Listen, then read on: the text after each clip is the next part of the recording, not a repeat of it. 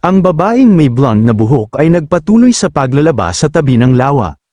Biglang, naghagis ang isang bastos na babae ng isa pang tumpok ng damit sa kanya. Galit niyang sinigawan ang dalaga, tinawag itong isang gago at hiniling na malaman kung kailan niya sa wakas matatapos ang paglalaba. Ipinaalala ng babae sa kanya na sinabihan siyang iligpit kaagad ang mga damit matapos itong pigain. Nagreklamo siya ng galit na ang dalaga ay hindi man lang makagawa ng simpleng gawain ng maayos. Patuloy na sumisigaw, inutusan niya ang dalaga na bugbugin ang mga damit, pigain, at pagkatapos ay ilagay sa tamang lugar. Hiniling niyang malaman kung naiintindihan ng dalaga ang kanyang mga tagubilin. Ang babaeng may blonde na buhok ay nanatiling tahimik na nagpatuloy sa kanyang gawain. Ang galit na babae ay nagngalit ng kanyang mga ngipin sa pagkabigo at lumakad palayo. Habang umaalis, bumulong siya na ang sitwasyon ay labis na nakakabigo. Nagreklamo siya kung gaano katagal pa niya kailangang turuan ng isang hanggal na bata. Naiirita pa rin, bumantong hininga siya ng may pagkabigo. Ngunit bago tuluyang umalis, bigla niyang napansin sina Ferdy at Rory na nakatayo sa isang sulok.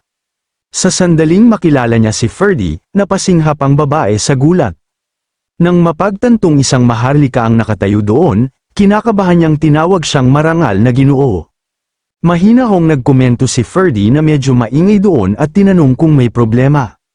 Agad na kinabahan ng bastos na babae at magalang na humingi ng tawad kay Ferdy sa pagpapakita sa kanya ng gayong hindi magandang eksena.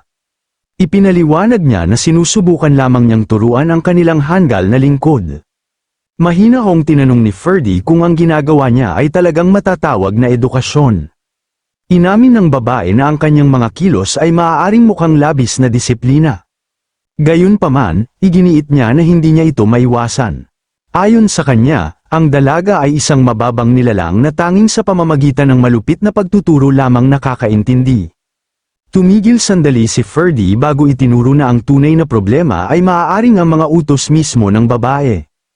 Ipinaliwanag niya na sinabi niya sa bata na bugbugin ang mga damit, pigain, at pagkatapos ay iligpit. Gayunpaman, hindi niya sinabi sa bata kung saan eksaktong ilalagay ito. Dahil hindi malaman ang susunod na utos, inulit lamang ng bata ang proseso sa pamamagitan ng paglalagay muli ng mga damit sa tubig. Ngunit biglang tumingin ang babae sa gawa ng bata at nagalit. Agad niyang sinaktan muli ang dalaga at galit na nagreklamo na ginagawa na naman ito yun. Bumantong hininga siya sa pagkabigo at nagreklamo kung gaano nakakabigo ang lahat. Galit na tinanong ng babae kung kailangan ba talaga niyang ipaliwanag ang isang bagay na napakalinaw sa bawat pagkakataon. Iginiit niya na kung ang dalaga ay tao, dapat siyang magkaroon ng kahit kaunting sentido komon. Tahimik na pinanood ni Ferdy ang buong eksena sandali. Pagkatapos ay dahan-dahan siyang lumapit sa kanila at humingi ng paumanhin bago itinuro ang tunay na problema. Ipinaliwanag niya na ang problema ay ang babae ay tumitingin sa bata bilang isang tao. Naguluhan ang babae at tinanong kung ano ang ibig niyang sabihin. Ipinaliwanag ni Ferdy na magiging iba ang lahat kung inisip niya ang dalaga bilang isang kasangkapan sa halip na isang tao. Naguluhan ang babae at inulit ang kanyang mungkahi tungkol sa pag-iisip sa dalaga bilang isang kasangkapan. Kinumpirma ni Ferdy iyon at ipinaliwanag na hindi makatwira na asahan ng isang kasangkapan na mag-isip para sa sarili nito. Nagngalit ang babae sa pagkabigo, mapait niyang sinabi na kung ang dalaga ay tunay na isang kasangkapan, matagal na niya itong itinapon. Inamin niya na may magandang mukha ang dalaga, ngunit nagreklamo na hindi nito magawang maayos ang kahit isang utos sa kanya. Naiirita pa rin, bumantong hininga muli ang babae sa pagkabigo. Ipinaliwanag niya na kung ang kanyang amo ay hindi personal na ipinagkatiwala ang dalaga sa kanya, pinalayas na niya ito kaagad. Pagkatapos ay iminungkahi ni Ferdy na ibenta ng babae ang bata sa kanya. Nagulat ang babae at tinanong kung gusto niya talagang bilhin ang bata.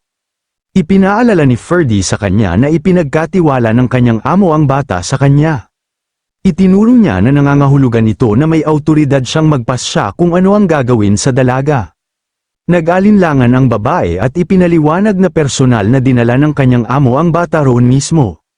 Sinabi ni Ferdy sa kanya na pag-isipang mabuti ang sitwasyon. Ipinaalala niya sa kanya na sinabi niyang personal na dinala ng kanyang amo ang bata roon. Pagkatapos ay tinanong niya kung talagang mukhang kinuha ng kanyang amo ang bata dahil sa awa o pagkakawang gawa. Nagulat ang babae sa kanyang mga salita. Nagpatuloy si Ferdy sa pagpapaliwanag na ang kanyang amo ay nakakuha na ngayon ng titulong Sage of Water. Itinuro niya na kung mas maliwanag ang isang posisyon, mas napapansin kahit ang maliit na pagkakamali. Ayon kay Ferdy, ang bata ay madaling maging pagkakamaling yun. Pagkatapos ay pinaisip niya sa babae kung ano ang aktwal na inaasahan ng kanyang amo na gampanan niya. Ipinaliwanag niya na ang kanyang tungkulin ay takpan ng mga pagkakamali ng kanyang amo bago pa man ito maging problema. Inilarawan ni Ferdy ang gayong mapagpasyang aksyon bilang tungkulin ng isang tunay na tapat na lingkod. Nag-alinlangan ang babae habang isinasaalang-alang ang kanyang mga salita. Pagkatapos ay sinabi ni Ferdy sa kanya na maghintay sandali. Iniabot niya sa kanya ang ilang gintong barya. Sa sandaling makita ng babae ang pera, nagbago ang kanyang ekspresyon sa tuwa.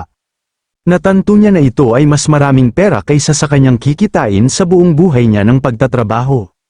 Nalulula sa kasakiman at pananabik, sabik na tinanong ng babae si Ferdy kung ano ang gusto niyang gawin niya. Ipinaliwanag ni Ferdy na ito ay napakasimple. Ipinaalala niya sa kanya na ang bawat salita ay may kapangyarihan. Ayon sa kanya, ang isang salita mula sa kanya ay sapat na. Agad na lumuhad ang babae sa harap ng bata at maingat na nagsimulang ipaliwanag ang sitwasyon sa kanya. Gayunpaman, tinawag pa rin niya ang bata na isang gago at sinabihan itong makinig ng mabuti. Ipinaalam niya sa dalaga na mula sa sandaling iyon ay itinatapon na niya ang kanyang pangalan.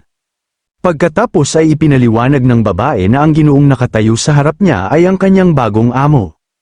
Inutusan niya ang bata na sumunod sa kanya ng maayos at maunawaan ang kanyang bagong posisyon. Tahimik na tumingin ang bata kay Ferdy, pagkatapos ay tinanong ni Ferdy ang dalaga kung kikilalanin niya siya bilang kanyang amo. Gayunpaman, walang sinabi ang bata, kahit na ganoon, agad na idineklara ni Ferdy na ito ay nakumpirma. Inihayag niya na ang transaksyon ay kumpleto na. Sa pag-aayos ng usapin, sinabi ni Ferdy sa babae na maghahayag siya ng isang kawili-wiling katotohanan. Pagkatapos ay tinanong niya kung alam niya kung bakit ipinagkatiwala ng kanyang amo ang dalaga sa lugar na ito. Inakala ng babae na ito ay dahil ang dalaga ay isang kalahating tanga na hindi man lang makapagsalita. Naniniwala siyang basta na lamang inilagay ng kanyang amo ang walang kwentang bata kahit saan. Gayunpaman, ipinaliwanag ni Ferdy na hindi ito ang katotohanan. Inihayag niya na si Helis Phobetes ay talagang isang napakasekam na tao. Ayon kay Ferdy, maaaring siya ay mukhang mapagbigay sa labas, ngunit sa tuwing may isang bagay na makakabuti sa kanya, kukunin niya ito kahit na ano. Inihayag ni Ferdy na ang lalaki ay hindi talaga ipinagkatiwala ang bata sa lugar na ito. Sa halip, itinago niya ito doon. Nagulat ang babae at hiniling na malaman kung ano ang ibig niyang sabihin. Inihayag ni Ferdy na ang pinagmumula ng pananaw na taglay ng kanyang amo ay ang batang ito mismo. Tinanong niya kung maniniwala siya sa kanya kung sasabihin niyang ang bata mismo ang pinagmumula ng karunungan na iyon. Nagsimulang manginig ang babae sa takot, ipinaliwanag ni Ferdy na sa loob ng maliit na ulo ng bata ay umiiral ang mas maraming aklat kaysa sa buong askla. Inihayag niya na siya ang silid-aklatan ng lahat ng bagay mismo. Nagpatuloy si Ferdy sa pagpapaliwanag na mayroong maraming paraan upang makakuha ng kaalaman. Maaaring maglakbay upang makahanap ng bagong impormasyon.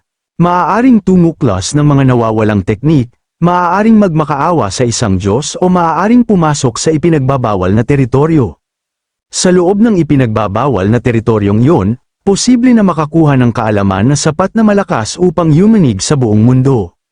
Gayunpaman, ang gayong kaalaman ay may kasamang napakalaking halaga. Ang sinumang sumilip sa mga kaiyahiyang lihim ng mga Diyos ay kailangang magbayad ng halaga para sa paggawa nito. Ang halagang iyon ay ang pagkawala ng sarili, inihayag ni Ferdy ang sukdulang kasangkapan ng karunungan. Ito ay isang bagay na hindi makagalaw o makapag-isip para sa sarili nito. Ito ay kilala bilang slave sage. Ang bata na ibinigay ng babae kay Ferdy ay nilikha rin sa eksaktong parehong paraan. Ang nagulat na babae ay nanginginig sa takot at desperadong hiniling na malaman kung ano ang pinagsasabi ni Ferdy. Agad niyang sinubukang kanselahin ang transaksyon, inialok niyang ibalik ang pera at hiniling na ibalik ni Ferdy ang bata. Habang sinasabi ito, sinubukan ng takot na babae na ibalik ang mga gintong barya kay Ferdy. Gayunpaman, mahinahong sinabi ni Ferdy sa kanya na hindi na kailangan. Ipinaalala niya sa kanya na malinaw na hindi niya naunawaan ang kanyang ipinaliwanag. Binalaan ni Ferdy na kahit ibalik niya ang bata, ang babae ay hindi makakalabas ng buhay. Desperadong tinanong ng takot na babae kung bakit siya hindi makakaligtas. Pagkatapos ay nagsimulang lumakad si Ferdy palayo habang inihayag ang dahilan. Ipinaliwanag niya na ang kanyang narinig ay halos ang kaiyahiyang lihim ng Sage. Ipinaalala niya sa kanya na binalaan na niya siya tungkol sa napakalaking halaga na susunod. Ayon kay Ferdy, ang pagsasabi sa kanya ng ganito ay isang pabor para sa kanya. Sinabi niya sa kanya na kunin ang pera at tumakbo ng mabilis hanggat maaari dahil sa sandaling mahuli siya ng kanyang amo, siya ay mawawala ng walang bakas. Ang babae ay tuluyang nasira ng kanyang mga salita. Nanginginig siya sa takot at bumagsak sa lupa habang nanginginig ng walang kontrol. Samantala, isinama ni Ferdy at Rory ang bata at umalis sa lugar. Habang naglalakad sila palayo, tinanong ni Ferdy si Rory kung naniniwala siya na ang mga tao ay maaaring makakuha ng biglaang kaliwanagan. Sinabi ni Rory na naniniwala siya. Ipinaliwanag niya na ang mga tao ay madalas na nagpapakita ng mga kidlat ng katalinuhan sa mga sandali ng krisis. Naniniwala siyang ang mga kidlat ng katalinuhan na iyon ay kung paano nakaligtas ang sangkatauhan hanggang ngayon. Inamin ni Ferdy na ang kanyang paliwanag ay may katuturan. Gayunpaman, itinuro niya na kahit ang isang kidlat ng katalinuhan ay hindi maaaring lumitaw ng walang pundasyon. Naunawaan ni Rory ang kanyang ibig sabihin, napagpasyahan niya na ang Sage of Water ay isang papel lamang at ang batang walang ekspresyon na naglalakad sa tabi nila ang tunay na pinagmumulan ng karunungan. Sa panlabas, ang dalaga ay mukhang isang ordinaryong at handgal na bata. Gayunpaman, ipinaliwanag ni Ferdy na ito ang halaga na binayaran niya upang matanggap ang kaalaman ng silid-aklatan ng lahat ng bagay. Tahimik na naisip ni Rory ang pagkawala ng sarili kapalit ng kapangyarihan. Itinuring niya itong isang hindi kapani-pani walang handgal na pagpili. Sumang-ayon si Ferdy na ito ay tunay na isang handgal na pagpili.